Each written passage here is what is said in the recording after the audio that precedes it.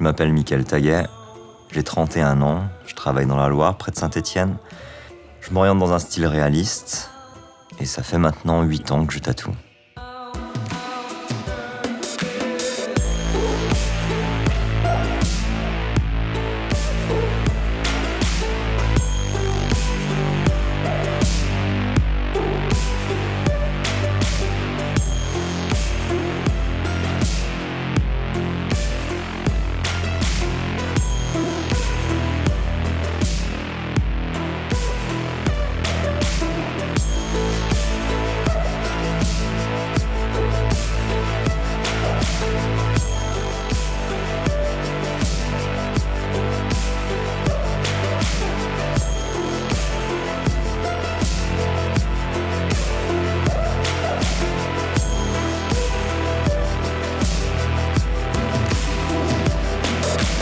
Mon oncle m'a appris à tatouer. En fait, je voulais pas forcément être tatoueur à la base, je voulais partir dans des études d'archi. Et à 18 ans, j'ai voulu me faire une pièce dans le dos. Donc il me l'a faite et ensuite, comme il voulait pas de mon argent, je lui ai proposé de mon aide à la boutique, en faisant le ménage, en accueillant les gens, à dessiner, préparer son poste de travail. Et quelque part, ça m'a formé au métier de tatoueur. Et un jour, il m'a proposé de racheter la boutique et c'est ce que j'ai pu faire et j'en suis très content. La première fois, ça devait être courant 2007-2008. Mon père se faisait tatouer par mon oncle et il avait fait simplement des lettres chinoises. Et il m'a demandé si je voulais remplir la lettre. C'était sur le bide. C'était pas forcément évident, j'y suis allé tout doucement avec le gros dermo et la main tremblait, mais quand je le revois, je suis content. Ouais, c'était mon premier tatouage, donc très content. Le tatouage, il est assez familial pour moi parce que mes premiers souvenirs de tatouage ont été les tatouages que mes oncles portaient. Des dos complets, des bras complets. Quand je rentre à la maison, moi, je suis déconnecté de tout ça et je mène ma petite vie simple. En fait, je suis un peu geek, geek à passager, c'est-à-dire qu'il y a certains moments où je vais acheter un jeu vidéo, je vais finir en 2 soirées ou 3 soirées. Et ensuite, je vais le laisser tomber pour me concentrer sur autre chose. Je suis un peu monomaniaque, je pense, ouais. Ça, c'est ma copine qui me le dit souvent. Elle a pas de tatou, 0 tatou. Et si je te disais depuis combien de temps on est ensemble, ça fait 17 ans. Ouais. On s'est connus à 14 ans. Mon premier choc visuel, c'était dans un tatouage magazine, lorsque j'ai vu une hyène de Robert Hernandez, avec des lueurs, des brillances dans la langue, des effets de texture. Et c'était peut-être ça ma première claque au niveau du tatou. Et mes premiers souvenirs de tatou, Phil Sharks, qui a tatoué tous mes oncles et pas mal de gens de ma famille. Et c'est mes premiers souvenirs de tatou, ouais. En fait, dans l'évolution de mon travail, au début, je faisais vraiment de tout. Et ensuite, j'ai évolué vers l'aquarelle, qui m'a appris un peu à comprendre la couleur. Et au fur et à mesure, une fois que j'ai compris cette couleur, j'ai commencé à faire du néotrad. Et ensuite, je me suis dit que le réalisme pouvait être une chose intéressante à travailler. Et le déclic, ça a été quand je me suis fait tatouer par Lucas Lajoie. Quand je l'ai vu bosser, ça m'a assez fasciné. Et c'est vrai que quand j'étais gamin, je dessinais beaucoup de choses dans un style réaliste. Et le fait de le voir tatouer m'a permis de comprendre pas mal de choses dans la technique. Avoir le choix quand même des couleurs avant, c'est vrai que tu avais que beaucoup de tatoueurs à l'époque fabriquaient leurs propres pigments. Maintenant, ça, tu n'as plus le droit de le faire. Mais avoir le choix dans tes couleurs te donne quand même plus de possibilités ensuite dans ton tatouage. Rien ne t'empêche ensuite de les mélanger entre elles. Quand tu fais du réalisme, tu changes énormément d'aiguilles et tu as besoin d'énormément d'aiguilles différentes. Peut-être minimum 7 à une dizaine d'aiguilles différentes. Donc ça évite de monter 10 machines, d'enlever ton clipcord pour changer de machine à chaque fois. Et ça permet surtout de gagner du temps. Donc tu gagnes peut-être 2 heures dans ta journée à éviter de changer chaque machine comme ça. J'ai dessiné depuis, mes premiers souvenirs de dessin, ça a été en maternelle. J'ai même, ce qui est rigolo, vu ma prof de maternelle dans un magasin et elle m'a dit qu'elle avait toujours regardé mes dessins. J'essaye de prendre le temps de dessiner, c'est pas forcément évident vu que les sessions sont très longues quand tu fais du réalisme. C'est vrai que le dessin me manque, donc de temps en temps, il m'arrive de faire du tatouage dans un style japonais, le faire à ma sauce parce que c'est vrai que le japonais c'est quand même une culture qui est complètement différente. Je pense que c'est important quand t'es tatoueur de savoir quand même dessiner, ouais. C'est vrai que j'ai grandi, je suis un peu la génération Chevalier du Zodiac. Le manga qui m'a le plus influencé c'est quand même Dragon Ball parce que À l'époque, mes oncles m'obligeaient à enregistrer Dragon Ball Z parce qu'eux étaient au boulot. Et nous, avec les petits cousins, on enregistrait, on était obligés, sinon on se faisait engueuler, hein, à enregistrer les épisodes. Donc j'ai vraiment tout suivi.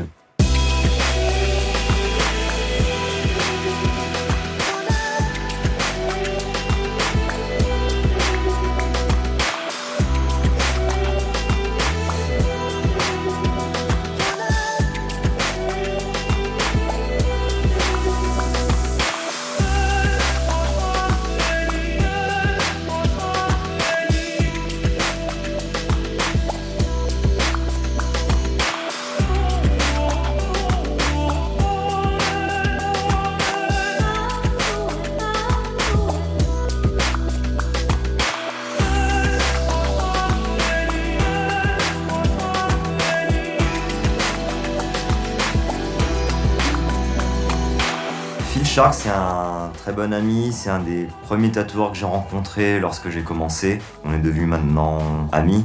Il tatouait beaucoup de personnes de ma famille, c'est un peu mes premiers chocs visuels en termes de tatouage. Quand mes oncles avaient des tatouages dans le dos, des bras complets. Et puis voilà, c'est une des premières générations, donc j'ai vraiment un respect envers lui.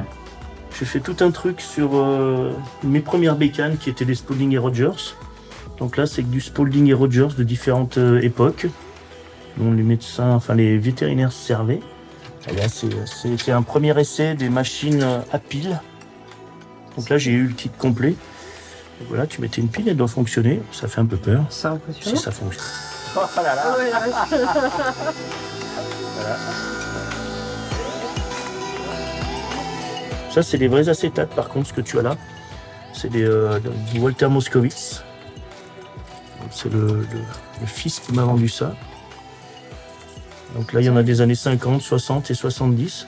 Après, j'ai un petit rayon japonais avec des stands des années 1870, 1880, de Kunishika. J'ai des triptyques de Kunishika originaux. Ça, c'est des Tebori. Celui-là, ça m'a été offert par Ishige, avec des statuettes. Celle-là date des années 30. Celle-là, je l'ai acheté à un militaire qui était en Corée dans les années 50 et qui avait acheté ça au Japon. Voilà, là, c'est tout ce qui est plus traditionnel. Alors, des genres de cartes postales qui datent de 1904, colorisées. C'est tatoueurs de Bornéo, donc c'est des outils de Bornéo. Là, ça, c'est des vieilles images qui ont une centaine d'années. Le tatouage a beaucoup d'histoire et c'est bien de le faire voir parce que maintenant, beaucoup s'initient au tatou.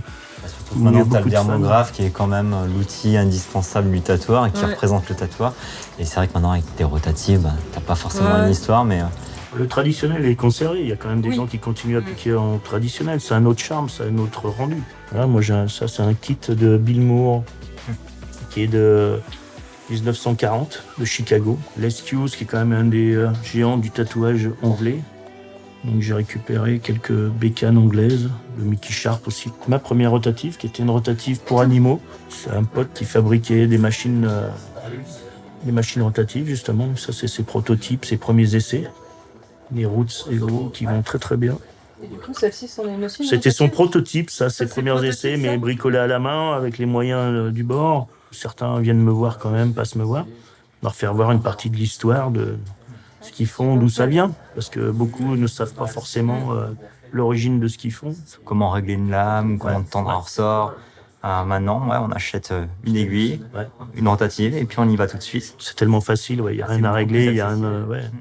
Les gens qui passent par chez moi, je leur fais faire une journée de soudure pour voir ce à quoi ils échappent maintenant. Moi, j'ai fait ça 3 ans. Ouais. Et c'est pareil. Les premiers tatous que j'ai vus, forcément, c'était mes oncles. auquel il avait tatoué des grands dragons, des choses comme ça. Et ça m'avait... Ouais, j'ai bloqué dessus, quoi. Ça fait quand même une trentaine d'années que je suis là, donc forcément, j'ai vu passer beaucoup de monde. Quand je suis arrivé, c'était très difficile. Je me rappelle que quand je me suis installé, même ici, il y a des gens qui voulaient faire une pétition pour pas que je m'installe. Il y avait encore des clichés assez négatifs. Maintenant, je peux montrer à quelqu'un en 2 jours ce que j'ai mis des mois à comprendre parfois, quoi. Nous, on n'avait personne pour nous montrer. C'était un milieu super fermé. Il fallait vraiment aimer ça. Après, justement, de chercher sur Internet, des fois, il vaut mieux apprendre directement avec un vrai pro qui va vraiment montrer les choses parce que des fois, on n'a pas le choix. Donc, on va sur Internet, mais il faut faire attention aux informations qu'on collecte, quoi. Et puis, si on aime vraiment ce job-là, il faut l'apprendre dans les bonnes conditions si on veut le faire bien, quoi. Il y a pas... D'une manière professionnelle, j'essaie d'évoluer. Par contre, d'une manière privée, j'aime bien avoir mon petit chez moi, mes petites habitudes. Je rentre chez moi, tu vois, j'ai ma copine à faire la cuisine dès que je peux, si je rentre pas trop tard. Puis après, au niveau professionnel, je peux pas rester toujours les mains croisées et attendre que les choses se fassent toutes seules. J'ai besoin d'évoluer. La ressource, je la retrouve dans ma famille, mes parents, mes sœurs, même ma belle famille, parce que ça fait très longtemps que je suis avec ma copine. Direction Paris pour 5-6 heures de route. Qu'est-ce qu'on va faire au mondial? Eh bien, on va tatouer. Pour le vendredi, on va bosser sur un Fight Club sur Brad Pitt. Le samedi, je continue un mois que j'ai commencé sur le thème de Star Trek. Et dimanche, sur le thème de Kill Bill. C'est les pièces que j'ai préparées en amont déjà, hier à la boutique. Il n'y a plus qu'à poser et à attaquer.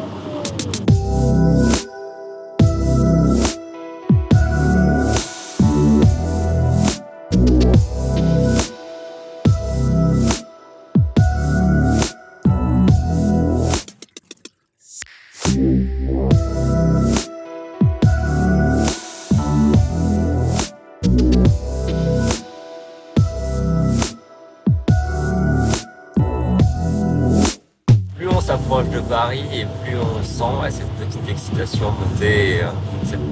C'est pas une pression, mais plus une excitation. Le mondial, ça reste même exceptionnel parce que en termes de grandeur, de lieu, de tatoueurs, c'est des gens que tu suis sur Instagram, sur Facebook, que tu admires le travail. Et là, tu vas les voir en vrai, tu vas passer des soirées ensemble. Donc ça va être cool.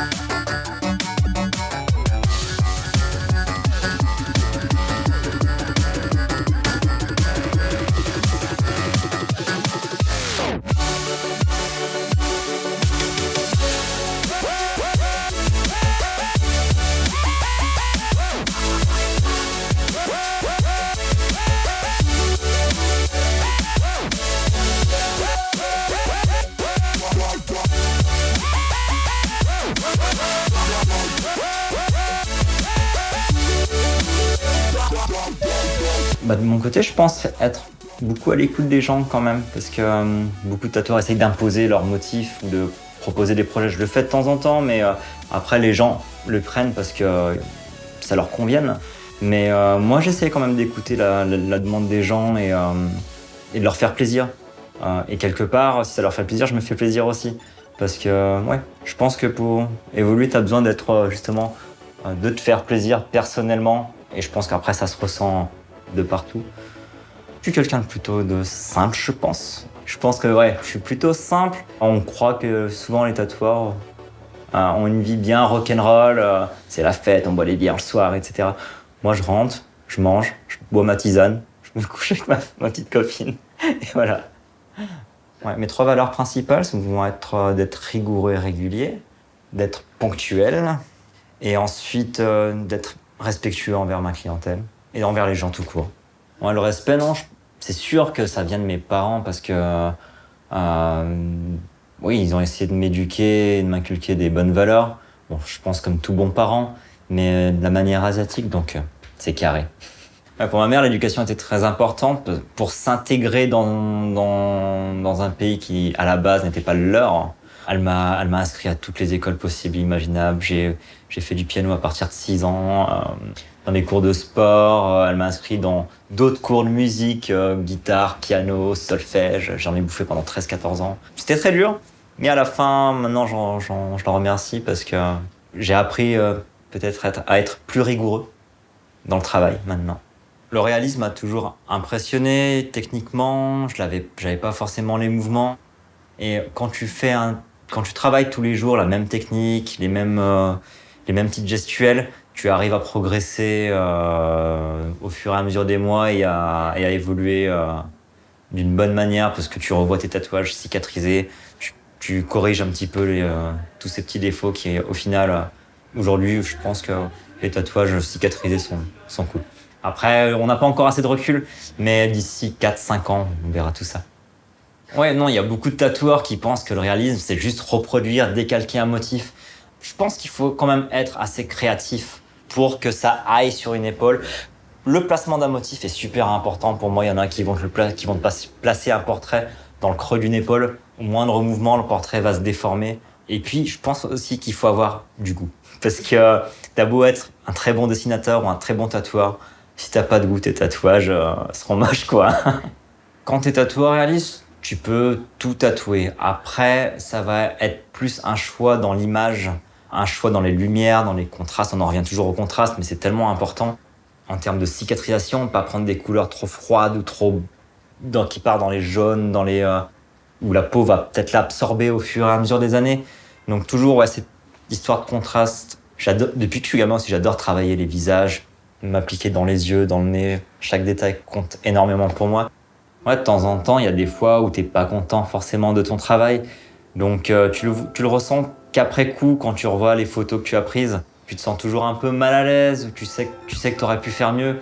Donc en tant que tatoueur, c'est assez compliqué à gérer. Ensuite, il n'est pas interdit de rappeler les gens, de les faire revenir et de corriger tes erreurs. Mais eux sont toujours contents. Ils voient pas les erreurs techniques. Toi, après, tu sais ce qu'il faudra faire pour l'améliorer et tu les fais revenir pour avoir le tatouage parfait.